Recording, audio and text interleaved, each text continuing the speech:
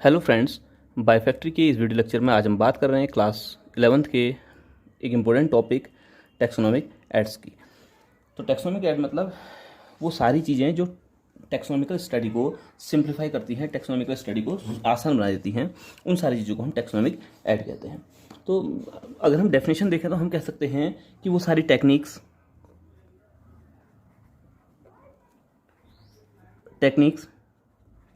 वो सारे procedures and वो सारी स्टोर्ड इंफॉर्मेशन, तीन चीज़ें हैं इसमें। टेक्निक्स हो सकती हैं, कोई प्रोसीजर हो सकता है, या कोई स्टोर्ड इंफॉर्मेशन हो सकती है जो यूजफुल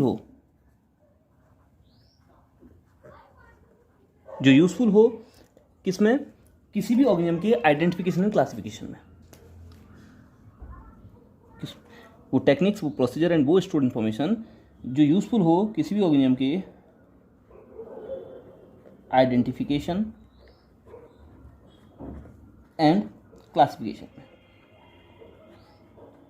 उन सारी टेक्निक्स को, उन सारे एड्स को, उन सारे प्रोसीजर्स को हम टैक्सोनॉमिक एड्स कहेंगे। कहने का मतलब है कि all those techniques, procedures and stored information that are useful in identification and classification of organism is called taxonomic aids. ठीक, तो टैक्सोनॉमिक एड वो टेक्निक, वो प्रोसीजर्स और वो स्टोर्ड इंफॉर्मेशन जो यूजफुल हैं किसमें, आइडेंटिफिकेशन क्लासिफिकेशन में। किसी भी ऑर्गेनिज्म की आइडेंटिफिकेशन क्लासिफिकेशन में जो यूजफुल हों, जो आइडेंटिफिकेशन क्लासिफिकेशन को सिंप्लीफाई कर दें, उन तकनीकों को हम टैक्सोनॉमिक एड्स के नाम से जानते हैं, टैक्सोनॉमिक एड्स कह सकते हैं। अब इस टैक्सोनॉमिक एड्स में क्या क्या आएगा? अगर एक टैक्सोनॉमिक एड की बात करें तो इसमें कुछ चीज़ें आती है, जैसे हर्बेरिया है। हर्बेरिया ये एक टैक्सोनॉमिक एड है। ठीक है, हर्बेरिया एक टैक्सोनॉमिक एड है, HERBARI है हर्बेरिया। इसके अलावा बॉटनिकल गार्डन है, या जोलॉजिकल पार्क है, या म्यूजियम है। बॉटनिकल गार्डन है, जूलॉजिकल पार्क हैं, या म्यूज़ियम है। ठीक है, या म्यूज़ियम है। ये सारी चीज़ें क्या करती हैं, टैक्सोनॉमिकल स्टडी को सिंप्लीफाई करती हैं, किसी भी ऑर्गेनिज्म के आइडेंटिफिकेशन क्लासिफिकेशन को ईजी बना देती हैं। तो इन चीज़ों को हम किसके अंदर रखते हैं, टैक्सोनॉमिकल एड के अंदर रखते हैं। तो सबसे पहले वन बाय वन की इनको देखते हैं कि ये हैं क्या क्या। तो सबसे पहला जो टैक्सोनॉमिकल एड है वो है आपका हर्बेरिया।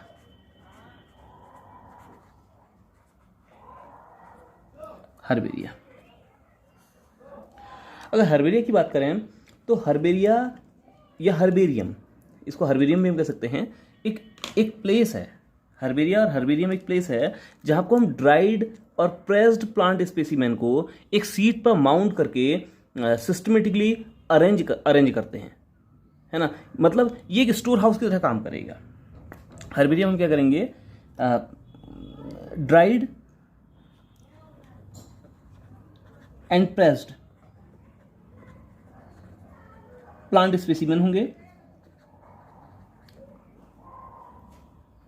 स्पेसिमेन है। ठीक है, dried and pressed plant specimen है। इन dried and pressed plant specimen को हमने क्या करना है, माउंट करना है हर्बेरियम सीट पर, माउंटेड ऑन हर्बेरियम शीट पर। इनको हमने माउंट करना है। माउंट करना मतलब चिपका देना है। ठीक है, किसी प्लांट को हमने लेना है, उसको ड्राई करना है। ड्राई मतलब धूप में रखकर ड्राई नहीं करेंगे, शेड में ही ड्राई करेंगे, छाया वाली जगह पर ड्राई करेंगे, और उसको प्रेस करके, उसको दबाकर किसी एक हर्बेरियम शीट पर चिपका देंगे। ठीक है, आप लोगों ने देखा होगा इस तरह से हर्बेरियम शीट है। इस हर्बेरियम शीट पर हमने इस प्लांट को इस तरह से चिपका दिया है ना। और साथ में एक चीज़ और करनी है इसमें, इस प्लांट का आइडेंटिफिकेशन, क्लासिफिकेशन, और कहाँ से इसको हमने लिया है ना, प्लेस ऑफ कलेक्शन कह सकते हैं हम, और डेट ऑफ कलेक्शन, ये सारी चीज़ें इसमें हम मेंशन कर देंगे। तब जाकर इसको हम कहेंगे हर्बेरिया। ठीक है, और इनको एक रूम में क्या कर दिया जाता है, स्टोर कर दिया जाता है।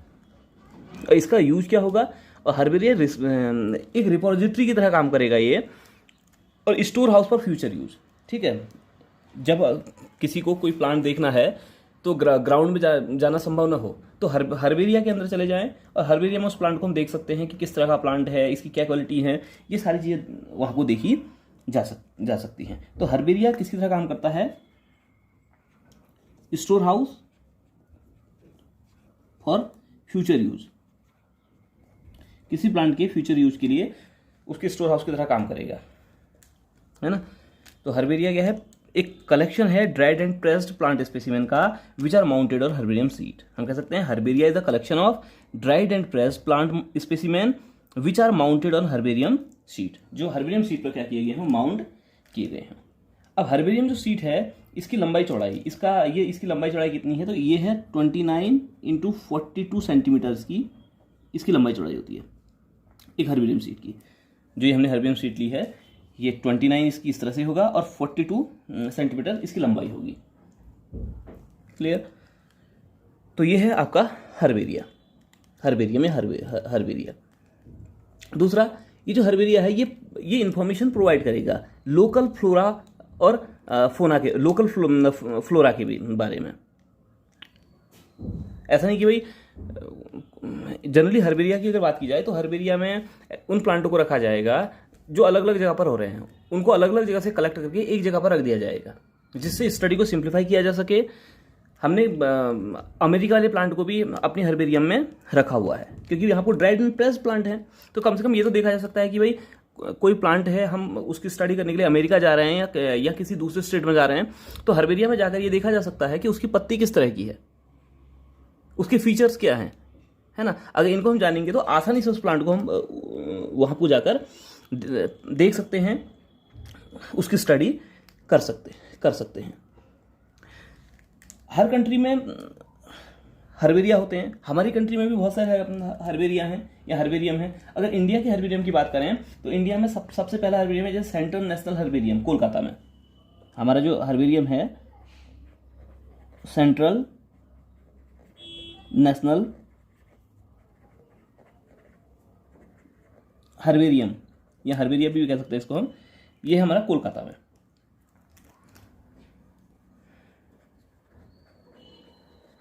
कोलकाता में है ये सेंट्रल नेशनल हर्बेरियम। इसके अलावा herbarium of FRI means forest research institute, herbaria of forest research institute, forest research institute है देहरादून में। तो देहरादून का जो फॉरेस्ट रिसर्च इंस्टीट्यूट है इसके पास भी अपना एक हर्बेरियम है देहरादून में है ये। इसके अलावा herbarium of national botanical research institute Lucknow में, NBRI।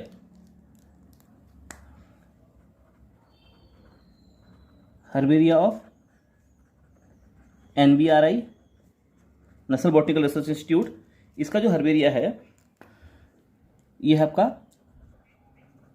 लखनऊ में इसका हर्बेरिया है।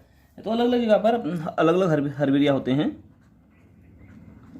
और वर्ल्ड लेवल पर अगर हर्बेरिया की बात की जाए तो सबसे बड़ा जो वर्ल्ड लेवल का जो हर्बेरिया है वो है आपका रॉयल बॉटनिकल गार्डन का हर्बेरिया। ठीक है, तो हम कह सकते हैं सबसे बड़ा जो है, मैं इधर इसको अलग से लिखता हूं, herbaria of royal botanical garden, यह है क्यू इंग्लैंड में, इंग्लैंड की एक जगह है क्यू, वहां पर ये है दुनिया का सबसे बड़ा हर्बेरिया है ये। तो इसको कह सकते हैं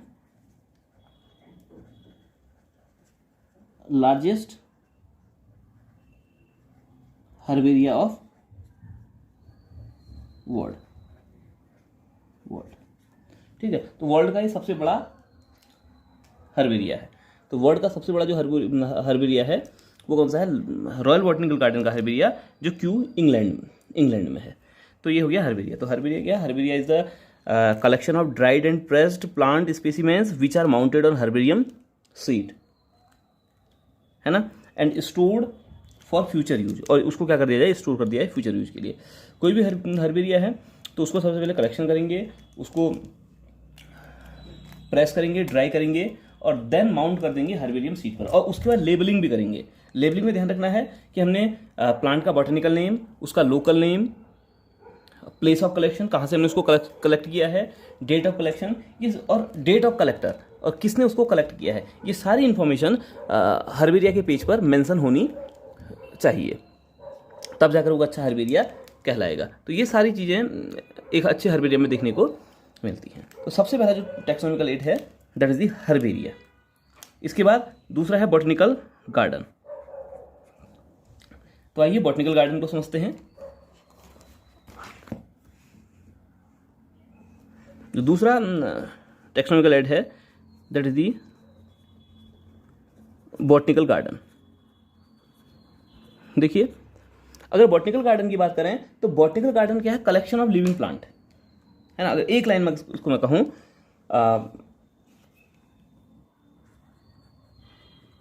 कलेक्शन ऑफ लिविंग प्लांट्स है ना। वो प्लांट ऑर्नामेंटल होंगे, मेडिसिनल प्लांट होंगे है ना, शैडी प्लांट होंगे, फ्रूट प्लांट होंगे है ना, तरह तरह के प्लांट यहाँ आपको रहेंगे। और इन प्लांट को लगाया जाएगा इसके लिए, रेफरेंस के लिए। हम कह सकते हैं कलेक्शन ऑफ लिविंग प्लांट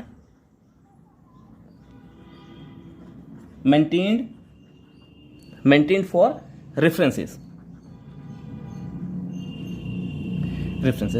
के लिए उनको मेंटेन किया जाएगा आपको।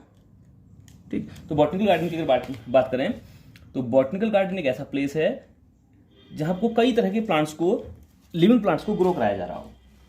तो botanical garden is a place where there is an assemblage of living plant material for botanical technique and research purpose. ठीक है, रिसर्च पर्पज के लिए या बॉटनिकल स्टडी के लिए उन प्लांट को आपको ग्रो कराया जाएगा। तो इन प्लेसेस को हम कहेंगे बॉटनिकल गार्डन। और बॉटनिकल गार्डन जो होगा वहाँ को, जिस लोकेलिटी का बॉटनिकल गार्डन है, जिस क्लाइमेट का बॉटनिकल गार्डन है, उसी क्लाइमेट के प्लांट को आपको ग्रो करेंगे। ऐसा नहीं कि हम कोई बॉटनिकल गार्डन है और पूरे इंडिया के प्लांट को हम उसमें ग्रो करा दें, ऐसा पॉसिबल नहीं है।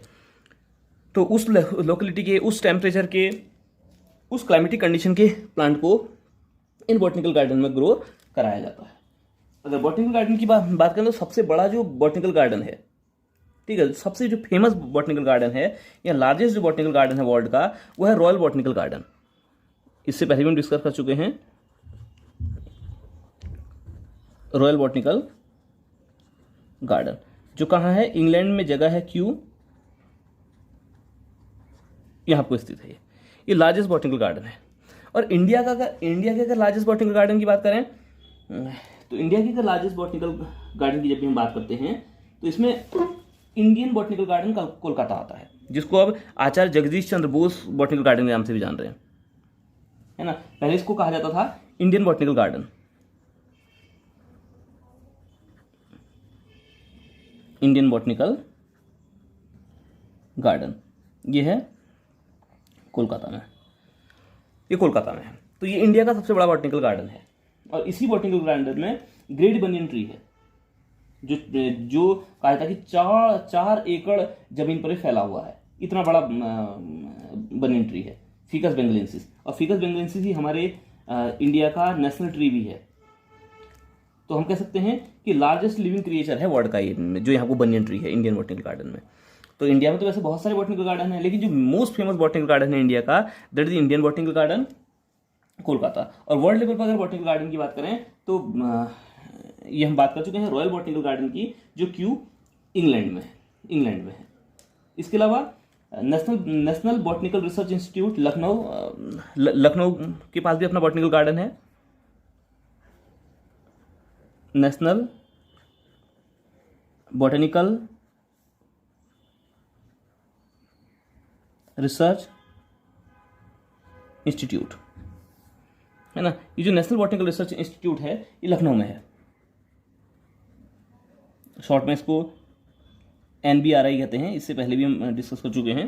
तो इसके पास भी अपना बॉटनिकल गार्डन है। कई सारे प्लांट की स्पीसीज वहाँ पर ग्रो की हुई हैं, मेडिसिनल प्लांट हैं, इसके अलावा ऑर्नामेंटल प्लांट हैं, है ना, फूड प्लांट हैं, फाइबर प्लांट हैं, ये सारे के सारे प्लांट वहाँ को ग्रो कराए जाते हैं। तो जो मोस्ट इंपॉर्टेंट फैक्ट है वो royal botanical garden, Kew England is the largest botanical garden, India's largest botanical garden, Indian botanical garden Kolkata, Shibpur में है कोलकाता में, ठीक है। और नेशनल बॉटनिकल गार्डन, ये national botanical research institute Lucknow, इसके बाद भी अपना बॉटनिकल गार्डन है, ये भी इंडिया का फेमस बॉटनिकल गार्डन है। इसके अलावा बहुत सारे बॉटनिकल गार्डन इंडिया में और भी हैं, जिनको हम एक अलग वीडियो में डिस्कस करेंगे। और कोई भी बॉटनिकल गार्डन हो उसके पास अपना एक हर्बेरिया होगा, उसके बाद अपनी हर्बेरियम होगी, ठीक। तो ये बहुत मोस्ट इंपॉर्टेंट टॉपिक है। तीसरा, अगर टैक्सोनॉमिक ऐड की बात करें तो that is the zoological park.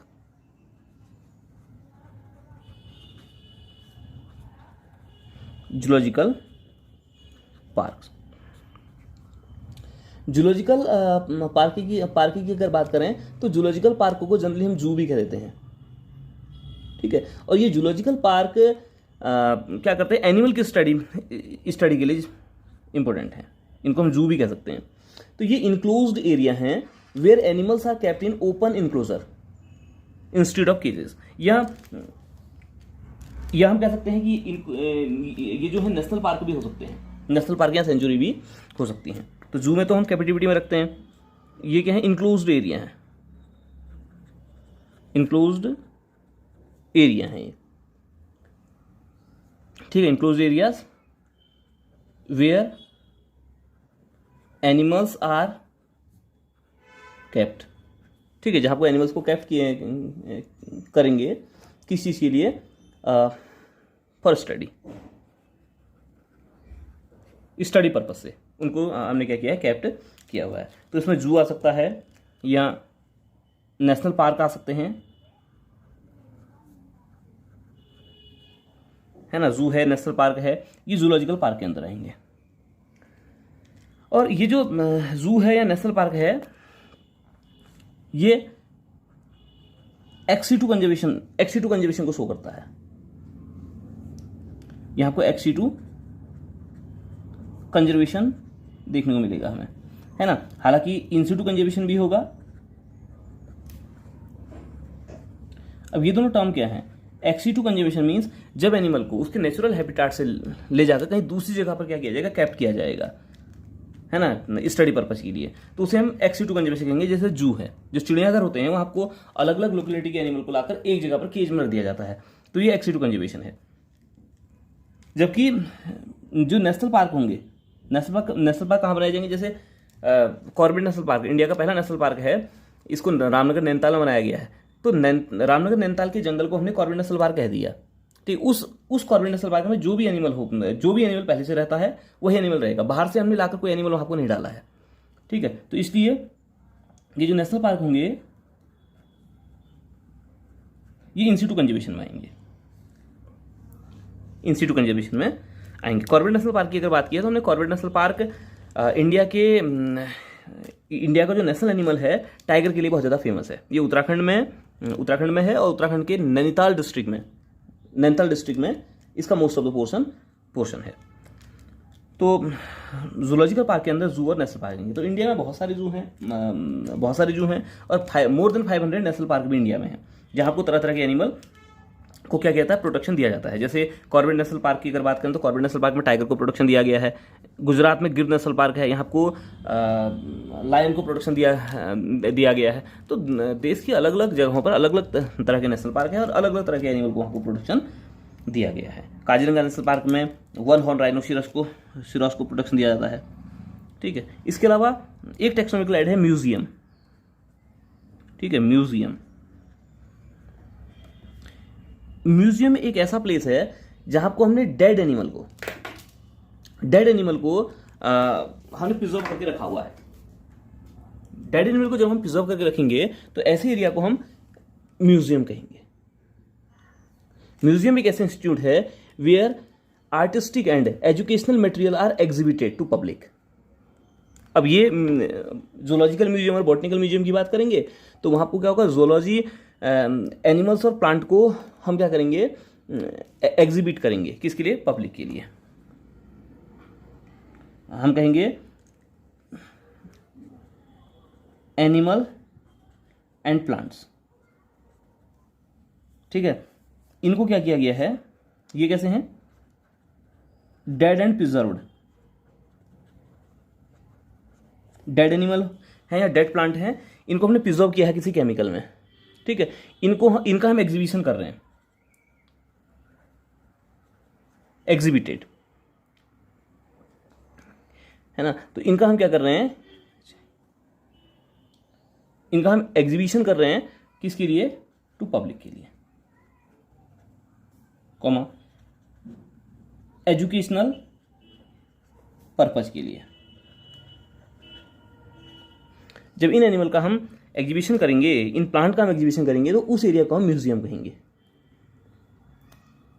ठीक, और जो म्यूजियम है एजुकेशन और रिसर्च के लिए ये मटेरियल प्रोवाइड करते हैं। कोई भी कॉलेज हो, कोई भी जूलॉजी की लेबोरेटरी हो या बॉटनी की लेबोरेटरी हो, वहाँ को हमें उसका म्यूजियम देखने को मिलेगा।